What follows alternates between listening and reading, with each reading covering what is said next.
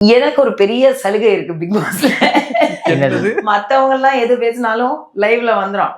ஆனா நான் சொல்லிடுறேன், பாருங்க நாங்க பர்சனலா பேச போறோம், இதெல்லாம் போட்டீங்கன்னா உங்களுக்கு தான் பிரச்சனை. ஏன்னா வந்து நான் ஓப்பனா தான் சொல்லுவேன், இந்த மாதிரி வந்து நோ அப்படி ஏதாவது சைகையில சொல்லி சொல்லாம ஒரு பேரை சொல்லி இப்படின்னா அது உடனே அது வந்துரும்.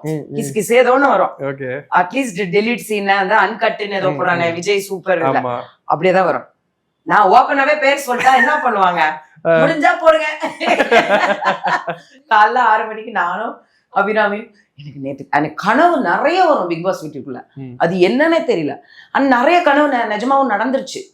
சோ நான் வந்து ஒரு கனவெல்லாம் சொல்றேன், அபி இந்த மாதிரி வந்தது நைட்டு சொல்ற 2 பேரும் காஃபி அடிச்சு சிரிச்சிட்டு இருக்கோம்.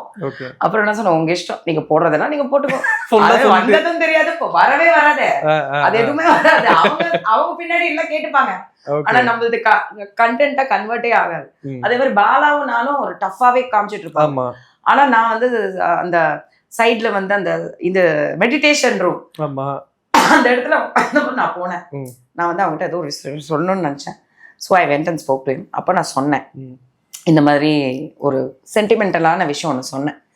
அவன் வந்து என்னை கேட்டிருந்தான். அப்போ நான் பதில் சொல்ல, நான் தனியாக பேசுகிறேன்னு சொன்னேன். ஸோ நான் சொன்னப்போ he hugged me and kissed me here on the forehead. அவன் அக்கா தான் கூடுவான், அந்த உண்மையை காமிச்சான். ஏன்னா அது வந்து கேமரா இருக்கு, அங்கேயும் இருக்கு.